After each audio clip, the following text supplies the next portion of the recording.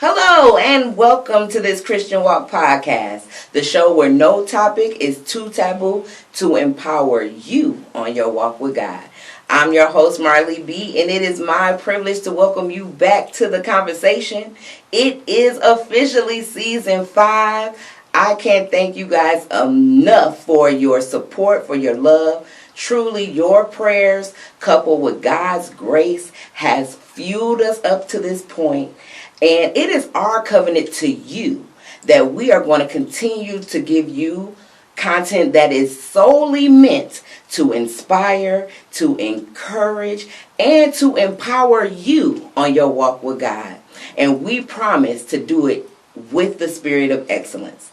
Speaking of which, for this momentous episode, this momentous season, I invited my friend and one of my favorite leaders of people, Mac McNeal, to talk about the spirit of excellence and how important it is for us to tap into it in our everyday lives. We had a great conversation. So without further ado, let's kick off season 5 right now.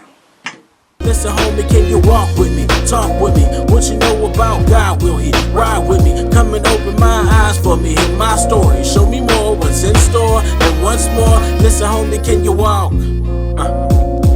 Can you walk? Let's walk. So, Mac McNeal, welcome to this Christian Walk podcast. Thank you, Marley. I'm excited to be here. I'm excited to have you here. And before we get started, I want to give you a chance to introduce yourself to the TCW fam. Well, hello, TCW fam. My name is Mac McNeal. There's a lot to me, and I'm going to try to keep this brief. But in essence, I want to start out with the fact that I am a Christian. Let that be known very upfront, that I am a Christian man. It drives everything that I do from the core of my being. Kind of think of myself a lot like Peter, Simon Peter, where, I love the Lord, but if you step too close to him, I might cut your ear off. So that, transcends into, my next thing that I'm going to talk about here is leadership, which is my passion. I've been in leadership for multiple years, starting from the Army. I'm currently Senior Vice President of Operations for the Community Reinvestment Fund. I work with Marley before in Synchrony. I was a vice president of operations optimization for the bank. And my passion is to help people become the best that they can be, and understanding the spirit of excellence and what that means and how to operate within that. I'm married. I've been married for 30 years. I have 4 kids. They're all grown. Thank God they're not in my house anymore. I have one granddaughter who's 8 years old. Love her to death. I live in Minneapolis now. I love Minneapolis, Minnesota. I miss Charlotte. I used to hang out with Marley back in the day in Charlotte. Great city. If you haven't been to the Queen City, make sure you guys get out there and check it out. And again, that's me in a nutshell. So I'll turn it back over to you, Marley. That's what's up, Mac. Well, hey, first of all, I miss you too. I miss hanging with you. I miss seeing you at the office and all of that stuff. But as you can see, when you're talking about excellence, you are a great person to share in that conversation.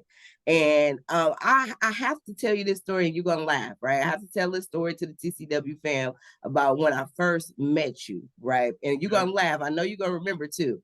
But you were at the bank, your office was in a whole nother department, right? And remember, something happened in your office to where they had to move you temporarily to an office that was close to my desk, right? And I went to in the office was empty for the longest time next to my desk. And then one day I went to lunch.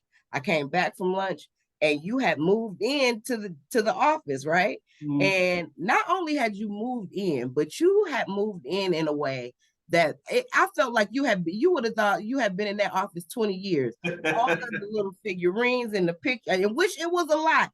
A lot of people don't take the time to put a whole lot in their office, but you have a lot of stuff in your office and all these details, and you made it feel like this is Mac's office. But you did it in like 50 minutes. And I was like, dang, it was empty when I went in here, like, whose office is this? And they're like, oh no, Mac moved in. I'm like, what? Mac, well, geez. Then when I seen you in there later that day, I had to say something because I was so impressed by you. Not only had you moved in a single lunch period, but you had put everything in a place like that had been your office for 20 years. I mean, to a tilt where like the little pictures were all facing like due south or something. It was like it wasn't just like, oh, my pictures are where pictures go. No, it was a certain sine qua to it or something. Like I can't, you had feng shui that month. And I was just like very impressed by you.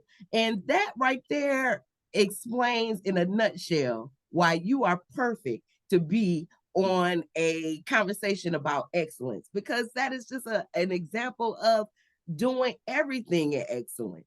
And I'm just wondering, where does something like, you mentioned being in the military, but does it just come from that? Where does that come from? No, I wouldn't say it just comes from the military. That's probably my first recognition of it. But, as you get older and you think back, it goes back to my parents and my father in particular. My mother was a disciplinarian, but my father was very quiet. He was a quiet man. He didn't say much. He always did stuff. And so I've watched over time. I watched how he operated, how he did things, what was important to him, what was funny to him. And then as I grew older, I realized that my patterns had become his patterns, and which were, he operated in the spirit of excellence without having to say it. And that's something else about excellence. If you have to say that I'm excellent, you're probably not. So it was me watching my father and then understanding like, okay, so that stuff matters. And the Army basically woke it up for me. It's like, oh, okay, I get it now. Okay. It makes sense now. So that's where it began. And a lot of times when you speak about excellence, it can be misconstrued as perfection. Yes, it can. And I would love for you to speak on the difference of the two. Yes, ma'am. So the first thing that I think of is the difference between the what and the how. So perfection is what? It's an outcome. It's an end result. Something is perfected. It's, if you get this glass, I can look at this glass I'm holding, based on the design of this glass, this is probably perfected based on the design. It came out exactly the way that they wanted it to. But excellence is in the how you do something, how you approach something. So someone could have perfected this with half-ass motivations, right? But in the how you do it, how you approach something, how you wake up every day with an intent, with a purpose to do something, that is excellence. And that's what the spirit of excellence drives. It's how you do things. So it's totally different where, I have some employees that I'll ask for a report and they'll give me the perfect report that I asked for. But how they did it was not in the spirit of excellence. It took them too long. They didn't reach out to the right people, or they agitated some people along the way. Whatever that is, it was not done in a spirit of excellence, but I got what I wanted, perfect report. So that's the difference. It's the difference in the what and the how. Got it. And you know what? You explained that perfectly. And it just seemed like it all boils down to mindset. It is mindset, but it's deeper than that. It's spirit. You're right. It is mindset, but it doesn't start with your mindset. Spirit drives your mindset. When I think back to who I was before I was a Christian, I had certain mindsets about, doing things the right way then, being excellent then, but I didn't do it in the spirit of excellence. So it's the spirit that changes within you that starts to drive your mindset. It drives what you do and how you do it. So you're right, it is a mindset, but that's not the core. And now I am interested about, your walk as a Christian, I understand when it comes to being a Christian, it's levels to it. Yes. Right. And I think we have to be real about that. And I think the best thing somebody can do for themselves is admit whatever level they're on, and so that they can, and then acknowledge, okay, this is where I am, so that I can get to where I'm going. But I'm interested in your progression as a Christian. I mean, we throw that's something that we throw on ourselves as a, we get it thrown on by our parents, our grandparents. This is what it is. And, you kind of ride it out and say, I've been a Christian this whole time. But we all know, especially if you really in relationship with God, it's the ritual of it. And then it's the relationship of it. Yeah. When did you find that out and be able to really differentiate it for yourself? Yeah. So the first thing I'd say, you mentioned that we have to be real about where we are, what level we're on. I would challenge that to say that most times we don't know what level we're on. We think we know what level we're on. When I think back to That part. progression as a Christian, right after I became a Christian, 1996, I was gung ho, I was passionate. It was, let's just get rid of everything that's, not of God kind of mentality, right? And it's, I thought I was like, at a really high level, no drinking, no cursing, no this, no that, basically following the 10 Commandments. And you think you're on a certain level and you start to counsel people because, of course, now you think you know everything, right? And so you're talking to people and trying to tell them, what they should do and how they can get their lives better. But as I look back on that time, it's exactly what you said. It's the ritual. It's not a relationship. Because when I got to the point where I truly realized that I had a relationship with God is when I could say to myself, even after becoming a Christian, I'm messed up. And then the deeper realization was that everybody is messed up. You get that, like me, my pastor, my mother, my father, everybody is messed up, which is the reason why now I understand why Jesus is so important, because he's the only one who wasn't. And when you get to that point where you realize this is why we worship him, it's because he is the only one who is not perfect.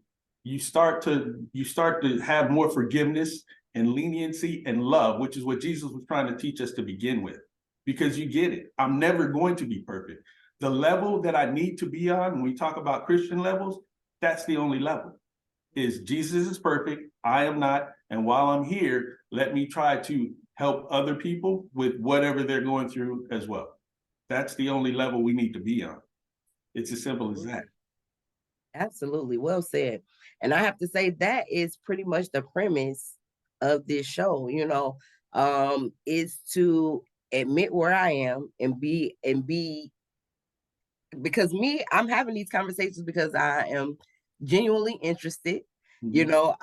I am about developing myself spiritually, and I want to take people along the way with me, and I'm hoping that people who, have listened to these conversations take a chance, take a moment to reflect, where am I in my, on my spiritual walk, and really assess it, because you're right, we don't really assess it. We just assume.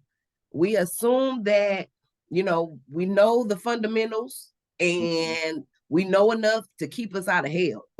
That's Right. all we care about. We care about not, that's what most people care about. Staying away from hell. I'm gonna do this so I don't go to hell. I'm gonna do Right. that so I don't. I'm gonna avoid this so I don't go to hell. Or I'm a go to church so I don't go to hell. Which, by the way, doesn't guarantee that, No, it but doesn't.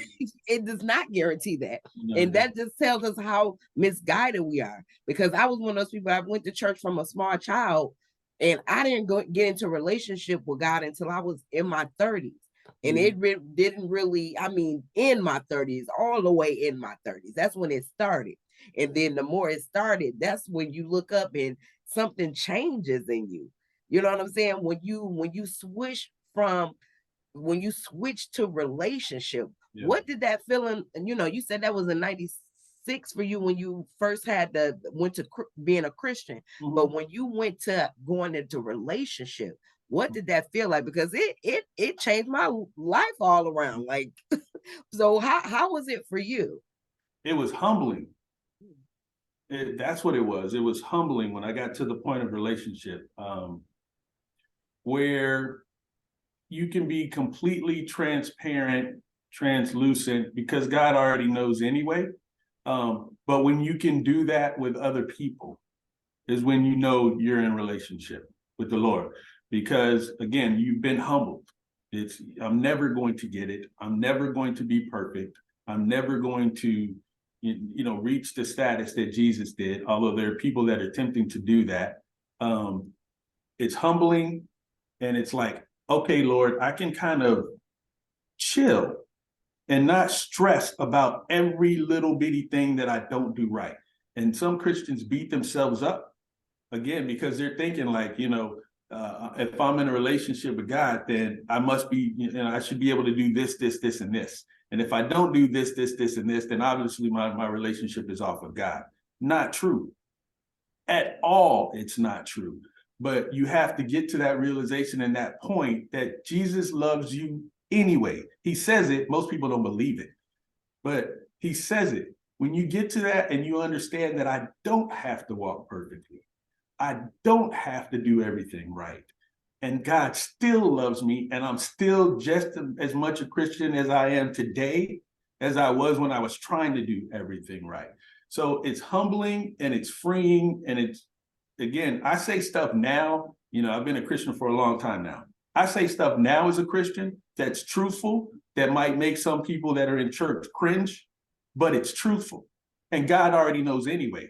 Back in the day, I would have probably not told you that stuff because I was playing the role of what people think a Christian should be. And, I'm walking the walk, I'm talking the talk, I'm dressing the dress, but I'm not being truthful with you. I'm not being truthful with me, and not being truthful with God, because he's sitting up there like, boy, for real? I didn't know what you did. Come on, That man. part. Yeah. So I'm there now where I just say stuff that makes people, it'll shock them. It will. But I'm telling you the truth, and God already knows. And guess what? He still loves me anyway. Oh, yes. Yes, he does. So when we talk about, and I love that, you're able to, proclaim those things, you're able to, and it's so, when we have the moments when we take the chance to represent God the way he wants us to, it's such a warming feeling. And you know that you please God. Yeah. And I know sometimes in the corporate world where a lot of us have to, get our bread and butter, it's hard to really stand up and be a Christian. But I admire the fact that you have been able to do that as a corporate leader. And it really, gives me a sense of hope about the trajectory that the kingdom of God is on. Because I really feel like we are in a purging, so to speak, of the fake Christians. But I feel like through being in the information age and just in the times that we are in, that is just time out for the fake Christian. Yeah. I think we need to get real about what it's really like and really represent God in the way that he wants us to do, which is not about perfection. It's about progression. Yeah. And I think that, even with that being the case, this high level of reluctancy in the workplace, you know what I'm saying? And just in societal situations can, deter people from doing that. But how do you find that balance as a leader in corporate America? Great question. That's a really, really good question. And again, it's maturity. You just said something that sparked something in me when you said it's not perfection, it's progression. And when I think back to my earlier years in leadership and corporate leadership, back when I was brand new Christian, right? And again, I was one of those it was very visible that I was trying to show you I was a Christian. Like that puts up barriers. It really does. It puts up barriers. It puts up barriers to people who are Christian, who are in the workplace, but they're like, can we say that for Sunday? Right. Those kind of things. Right. But it puts up barriers to people that you're trying to influence as well as a leader, because that's what leadership is, influence. And if I have a barrier there and I'm trying to influence you, it's already making my job harder. But through progression, and again, getting to the point where I am now as a Christian, where I really don't give a damn what you think, like this is me. I am now me all the time, like all of me all the time. And that's one of the things that all of my employees say that makes them feel comfortable. I have Christians on my team right now who they know I'm a Christian, and they'll tell me, thank you. You say stuff and it just comes out and the spirit is there. But then I have people on my team who aren't a Christian, and I say stuff that they relate to as well, but they know I'm a Christian, but I don't have to just place it on them that I'm the Christian leader and this is the way we're going to do things. We're not going to do this and we're not going to go here and we're not going to go to this happy hour, that kind of stuff. So the balance now is just, it's me. Like that is my balance. I'm me all the time, whether I'm at work, whether I'm at home, whether I'm on your show or any other show. I'm always me, and that's the balance. And the core of me is Christian. That's going to come out, regardless of where we're sitting down at a happy hour and I'm having a beer because I will. But eventually something's going to come out of my spirit, and I'm going to talk about God. I'm going to talk about Jesus. I'm going to talk about a moment or something that helped me get to where I am. But that's going to come out because that's who I am. Love it. Love it. And I want to speak to something about, the spirit of excellence. Mm-hmm. Is it something that you feel? Because there's some people out there that's like, okay, I know, because I know just as myself, you look at yourself and you want to, it's some things you make the decision that you want to do better. Mm-hmm. And sometimes it feels like, okay, you look at somebody and you think, okay, they got it together. And you hear the story of, okay, well, I've been doing this for 30 years because of the military, or I have parents that led, that instilled those values in me. And sometimes as a grown person, you hear that, you think, well, dang, is it too late for me? And then I was reading your newsletter, which we're going to get into that, well, let's get into it now. Okay. My Great Aunt Edna newsletter, right? So I really enjoy it. I feel like you can, I love reading it because I feel like you can hear your voice. I can hear your voice as I'm reading it. You know what I mean? Yeah. And so it's so Mac, but it's so precise and it's so intentful. But first of all, before I get into what I wanted to talk about in this question, I want you to kind of tell what your newsletter is and what it's for. Yeah, so thank you for giving me this opportunity. So my Great Aunt Edna, it's a leadership platform, and Edna is actually an acronym. It stands for excellence, doing things the right way, no shortcuts, and accountability. I really do have a real Great Aunt Edna. She was my grandmother's twin. So the personification just kind of grew from there, and my teams have taken it upon themselves to make Edna a leadership culture. And so I have a newsletter where I write on certain topics. I invite certain leaders, I interview certain leaders and I'll include them in it as well. It's turned into a book that's getting ready to come out in March, and now a YouTube show as well. But that's it in a nutshell. It's a leadership platform, and it gives people the opportunity to talk about those 4 specific characteristics and their own leadership styles and lives. And it really does help people. I get responses from people all over the world, literally all over the world, that will say, thank you for sharing this, or thank you for inviting that guest because I learned this from you. Yeah, it's definitely an insightful piece. And I would encourage anybody who is a working individual, whether you're in leadership or not, to take the time to, because it's not a very long thing. Mm. I mean, it's not a long thing, but it's so insightful, Mac. And I mean, and it really has just these messages inside the message. Mm-hmm. And I just enjoy it very much. And your personality is all through it. And also your leadership expertise is all the way through it. And I appreciate it.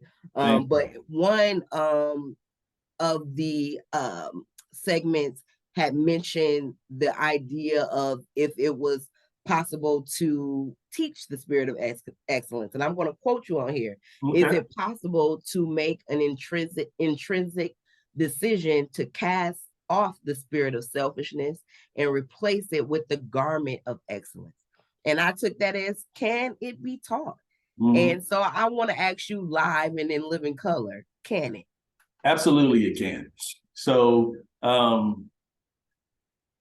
let me think about how I'm going to phrase this, but absolutely it can be taught. So spirits, when we think about spirits in general, and I literally mean that it's a spirit, like the spirits all, they come from the Lord.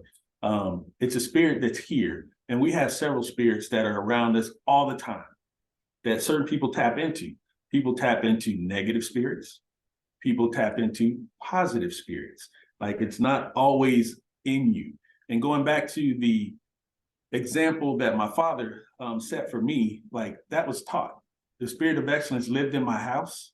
At the time, I didn't realize it. And I talk about that as well, that, most spirits, people don't realize the spirits exist or even believe they exist.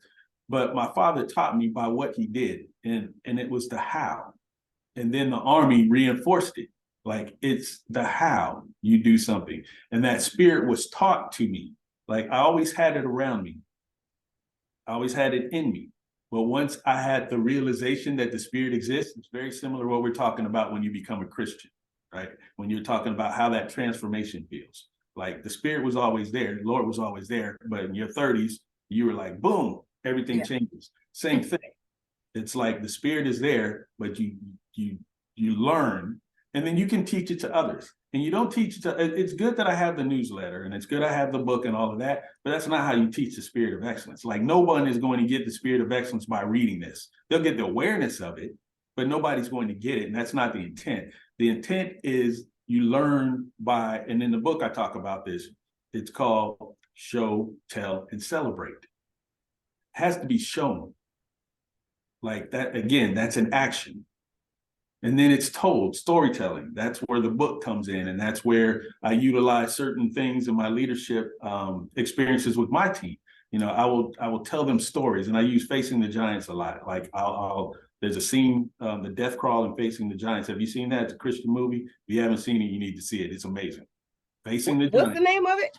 Facing the Giants. I love a good Christian movie. It's a Christian football movie. Not going to give you the whole story. I'm sure there are a couple of listeners out there that have seen it, and they're like, oh, girl, you got to watch that. But there's a scene in there called the death crawl.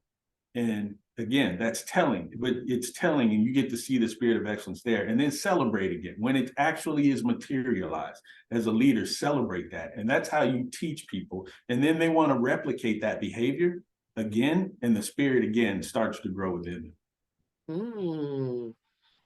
So that kind of puts you in the mind of, I can show you better than I can tell you. That's it. That's it right there. And so when it comes to the spirit of excellence, I have to say I'm a big fan of self-awareness. I tend to be a fan of people who I perceive to be self-aware. People like Iyanla Vanzant, Oprah Winfrey, people who take the time to do the work on themselves, right? I feel like that is it's one of the hardest journeys a person can take. It is something that I respect people a lot who take the time to really know themselves.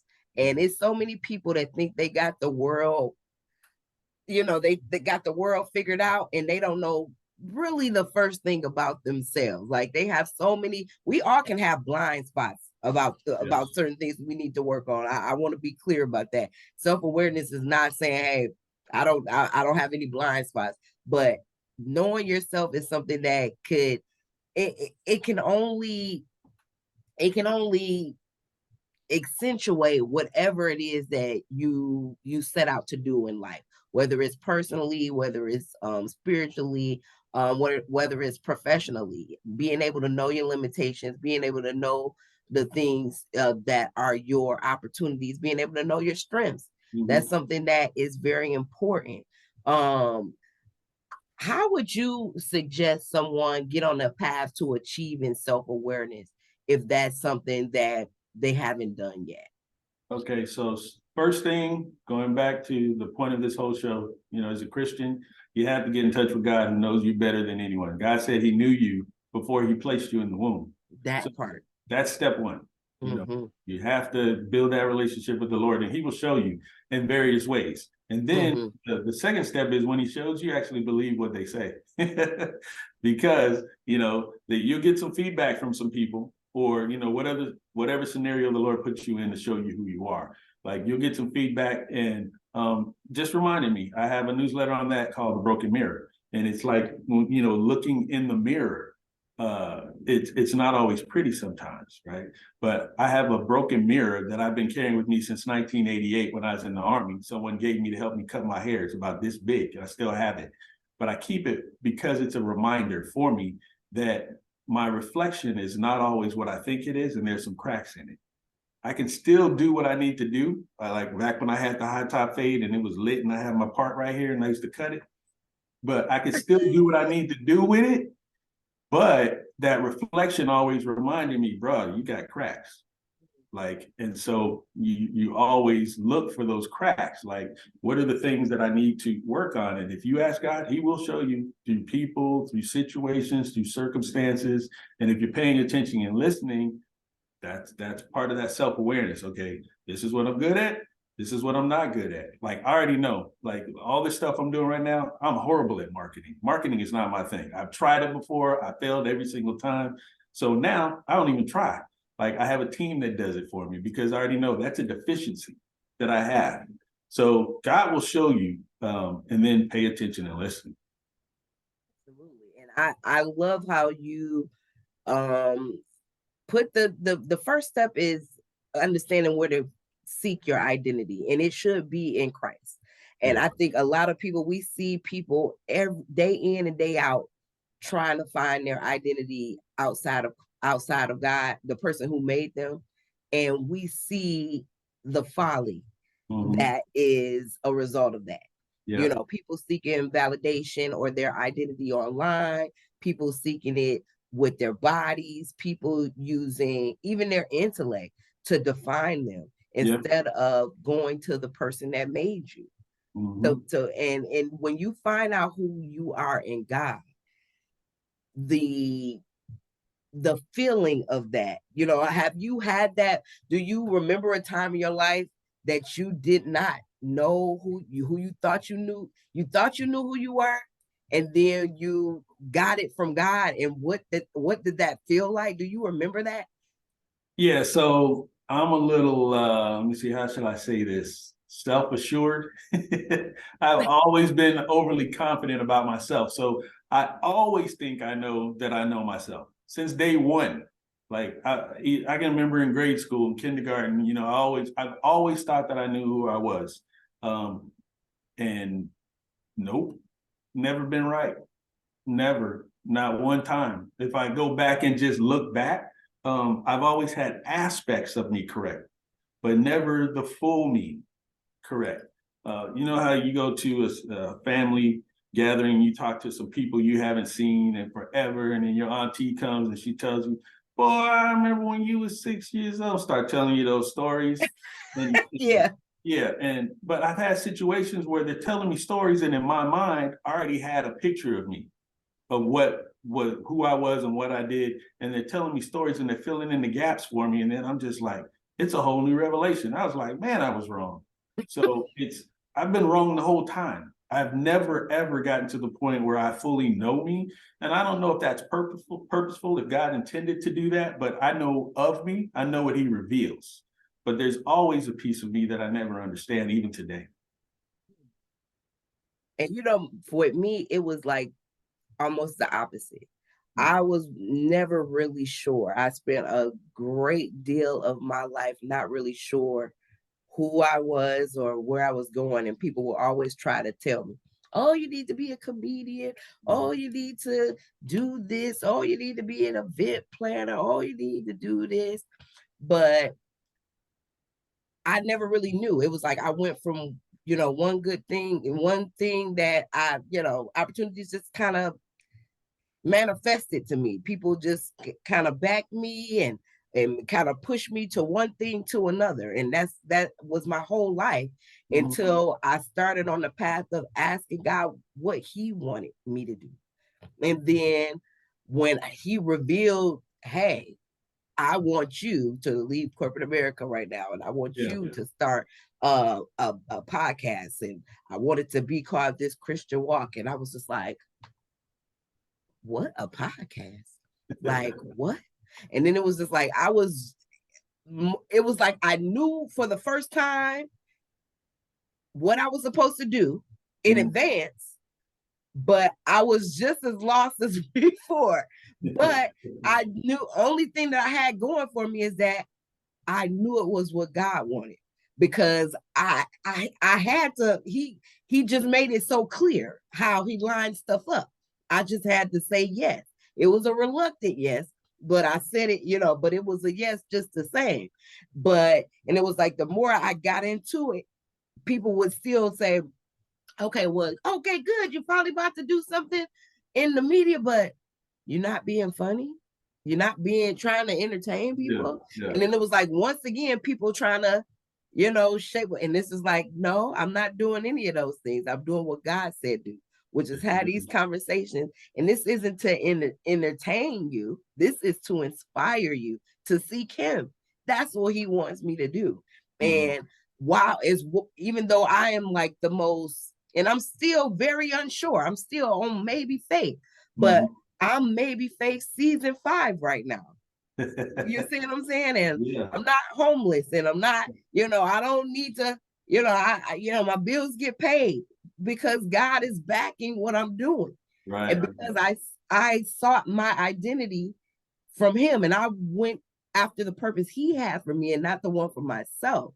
And I think that when people find out what he wants, and he puts his power behind your will or whatever the situation is, then you find yourself in a situation that was way better than anything you could have done, no matter how sure or unsure you are in your who you are. And I just hope that if people listen to this, they if you're wondering how to get into it, and I love that you pointed it out, the first thing you have to do is go to the source. And if you're unclear on what the source is, we are in agreement that source is God. Yes, it is. Yes, it is. Not a shadow of a doubt. Yes. And I remember when, what was it about? It's been about 3 years now, Matt, when I told you, I was like, I'm leaving the job. I remember that. And I very vividly remember that. Right? And I was like, I'm gonna have a podcast, and it's gonna be a Christian podcast. And I was like, if I ask you to be on it, you're gonna be in it. And you was like, I sure will. You didn't even think about it. And here you are, a man of your word. I thank you so much for that. I thank you then, because it was a lot of people, I needed that reinforcement then. I needed somebody to say absolutely. Yeah, and you were there for me, and I appreciate that. And you've been a man of your word, and I appreciate that. You're very welcome, Marley. So when I think about now getting back to my great Aunt Edna, what's your dream for this platform? What do you see it going? My dream is impact, and I don't even know how to phrase that, to be honest with you. I see bits and pieces of the revelation of what it could be. But I really want it to be leadership impact to help people. Whether you're just starting out and you want to grow in leadership, whether you've been in leadership for a while and you've hit some road bumps and you don't know where to go, or if you still want to do it, you need some inspiration, you need some new thoughts or ideas on how to do things. I really want it to be impact. With the book, with the show, I want it to grow beyond me. And that's true. Like I don't want it to be about Mac McNeal. I want it to be about my great Aunt Edna and the principles and the philosophies. They should live a whole lot longer than me. So that's what I'd like to see, is true impact. And I know everybody doesn't believe that when they hear it. One of the media companies that I'm working with right now, one of the first questions they ask me is, how much money are you trying to make from this? And I paused, and because I hadn't thought about it, and I said, that's not my main motivation. But they didn't understand that, because most people that come to them, that's what they're trying to do. They're trying to sell a certain number of books, or they're trying to get a certain amount of followers on YouTube so they can start to get paid and things like that. If all that comes, great. If it doesn't, don't care. But I really want to drive impact of that principle, of those principles, to live a lot longer than me and to help people. That's the whole point. Like, you get to the point where if God has deposited so much in you and you die with that, to me, that makes no sense whatsoever. Like, you got to pour it back out before you leave. And so that's what I'm doing. I'm pouring out all of my experiences to help other people. And then I'm bringing in other people from around the world who had experiences as well that are different than mine, that can add a little bit to that. But that's what I'm trying to accomplish. I respect that so much, and I definitely can relate to it because I too have that issue. I like I really put all my energy into making sure the content of my show is good. Mhm. But when it comes to monetizing it, I kind of suck. I was I'm just like I just like because I don't feel like I'm supposed to, I'm not setting out to be a viral sensation. I Mhm. just want to inspire people to seek a relationship with God because I believe that's what He wants me to do. Right. But and it's just and it's a thing because people will just be like, well, you need to monetize it, but I just want it to be something that will bless people. I Mhm. want it to be a blessing. I want, after this conversation is done, I want you to feel like you got blessed from it. I already feel Oh, I like, already did. I already did. Yeah. that's my goal. And it's like when I did that, I'm like, whoa, Jesus, I did it. I did you did it. I'm like that. I'm like, okay, that must have been it. And then when people, I have people that call me and say, just people I never would have expected have Mhm. called me and told me that some of these conversations have blessed them. And I'm just like, okay, well, that's how I know that I'm doing the right thing, you know? And so I get you there. I don't know. Maybe we can help each other with that. So when you figure that out, let me know too, because All I right. suffer from that as well. I get that. So I don't know. I don't know. I think we should just keep doing it, and I think the money is gonna come. I don't know, but I won't worry Yeah. about it. Mhm. I won't worry about it because as long as God is pleased with what we're doing, I think that's what it's about. And I think that He is definitely pleased with what you're doing because you're doing it and you're representing Him. But did you? How did you know that it's like this is what God want me to do? What was that? What was that I like? didn't. I didn't. I'm going to be completely honest with you. When you were talking about purpose, I'll tell you what was running through my mind. So I don't know if you've been to a basketball game lately, but one of the halftime shows that a lot of the teams are doing in the NBA is they'll have a mascot sitting in the middle of the court in a chair somewhere, and they'll take a fan and they'll put the fan at the end of the court and they'll blindfold them, and then they'll spin the fan around, and then so disorient them, and then they put them on the knees. The fan has to start just moving, and the crowd helps. The crowd yells if he's going in the right direction, and they start to boo if he's going in the wrong direction. And so eventually that person will find the mascot with the help of the fans. Mhm. So that's how I think about my journey, is that God didn't reveal everything to me. Like, I feel disoriented a lot of times, but you have to start, because if that fan never starts moving, the help never comes. And so that's what I'm doing. I'm just moving. Like, it was something that was in my spirit, and I do believe God speaks to my spirit. So it was in my spirit to do. So I just did it. I wrote a newsletter. That's how this started. I wrote one newsletter. And it was just telling the story of the high level of what my great aunt Edna is. And then there were a lot of responses from it. A lot of people were like, hey, you should turn this into a regular thing. And so I just kept writing. And then the writing turned into a book.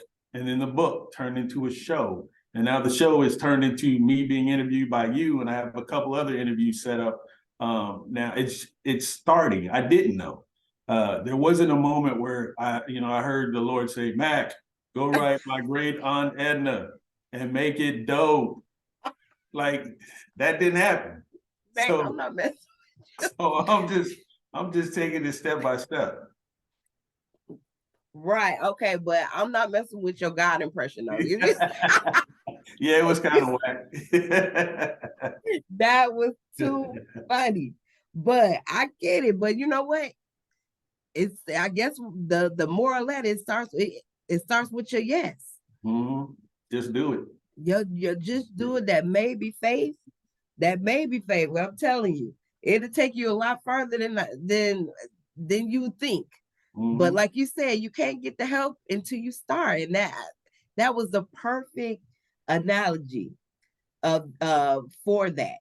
Um since you've been having these intentional conversations with these leaders, what has been the best surprise for you, I think, Um, in all of this? the best surprise is that their answers are not what that I think they will be. So I send them their answers in advance, and so they're prepared. The questions in advance. Excuse me, I said the answers. Yes, I send them the questions in advance, and it's usually 5 to 7 questions. And in my mind, I'm thinking, okay, I know this person or I know of this person, and so I think I know where their answers are going to go. Their answers are surprising me, and that's the beauty of it. Is because one, I'm learning. It's not only about the people that are watching the show, but I'm learning as well. I'm just like, oh, that's an interesting perspective. So that's been a great surprise for me. But then the willingness for people to help. Like, it hasn't been a struggle for me at all to get people to come onto the show. And I'm super excited about how it's helping their careers as well, and their recognition. I have one young lady, and she's in Charlotte. Her name is Courtney Coble, and we just released her show. I just seen that. I didn't watch it, but I seen it pop up. I'm gonna watch that one. Yeah, but Courtney's video had 1,064 views in 17 hours. So that is exciting for me, and again, a surprise. Like, I didn't think it would take off like that fast, where people are like, boom, they're jumping right into it. Well, I definitely as soon as I seen that you were doing it, I knew it was going to be a success, because I just know from you being a leader at Synchrony, when you would have those leadership talks, we would have these leadership talks where you can get to sit in and have these presentations or just talks with a leader. And boy, Max would fill up fast. And you were a good storyteller. You painted a picture that anybody could relate to, Mac. And I think that's the best thing that a leader can show us, is that you can be yourself. Yeah. I think in leadership development, just from me going to an entry-level employee, going through that leadership machine that is Synchrony, the best lesson that I think I learned is that I can be myself. It's going to take being a better version of yourself, and even, I'll say the best version of yourself, because that's what we try to strive to do, is be the best version of ourselves as leaders, and then as Christians, as people, but understand that doesn't mean perfection, but being the best version of yourself, but being yourself. Mm-hmm. And I think that's you had spoke on it before. You're Mac all the time, 24 hours a day, 7 days a week, no matter what setting. And the fact that you're able to do that, the fact that you are able to encourage that in others, is remarkable. And it is truly the spirit of excellence. Thank you. Thank you. Thank you for being on the show today. I'm going to have you back. I wish you great success in everything that you do. Thank you. And I'm going to have you back. Okay. I definitely do. I'll be excited to be back. Yeah. You might have to do it in Charlotte. I'll fly out to Charlotte for it. Okay, don't get me. Hey, let's move. Hey, we can definitely make it happen, because I need to have some more in-person stuff happening past this COVID time of years. A time of years, because we can't say time of year anymore. It's been years, but we still making it, and God is still on the throne. So that's the great thing about it. It's not stopping nothing. But I definitely appreciate that. If somebody wanted to follow you, please give us a platform so that they can get the newsletter, watch the channel, and get the book. Yeah, so you can email me at info@mygreatauntedna.com.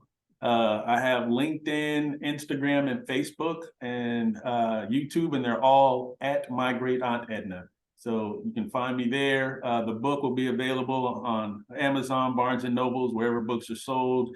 Coming out in March, we'll have a paperback, ebook, and audiobook as well. And then, subscribe to the YouTube show and hear from some more great leaders.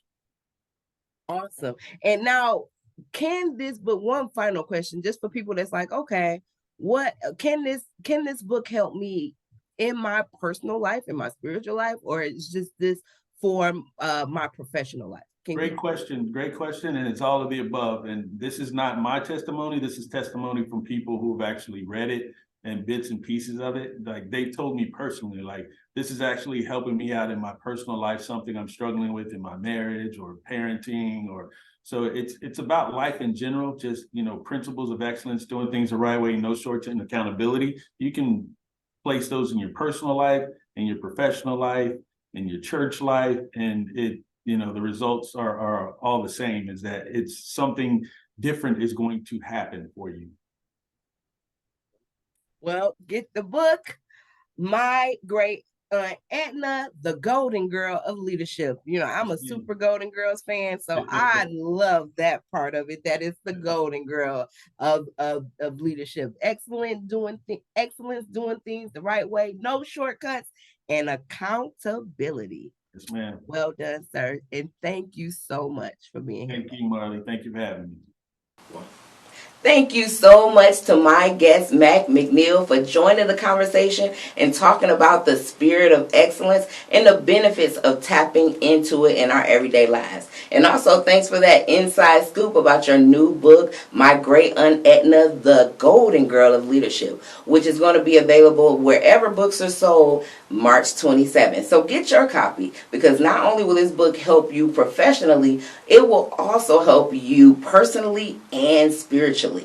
And if this conversation with Mac spoke to you, please like, share, comment. Don't forget to subscribe to my YouTube channel. You can also connect with us at thischristianwalk.com and listen to us on the go on Apple Podcasts as well as iHeartRadio.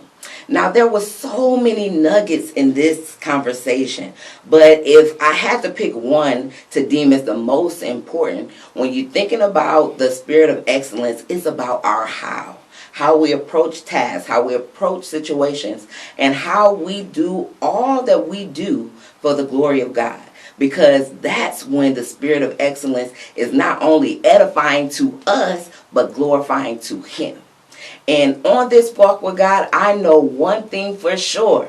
Loving God can be easy. Trusting God can be hard. But I believe we can all get there one step at a time on this Christian walk. And in the meantime, be excellent and be blessed. Listen, homie, can you walk with me? Talk with me. What you know about God, will He ride with me? Come and open my eyes for me. Hear my story. Show me more what's in store. And once more, listen, homie, can you walk?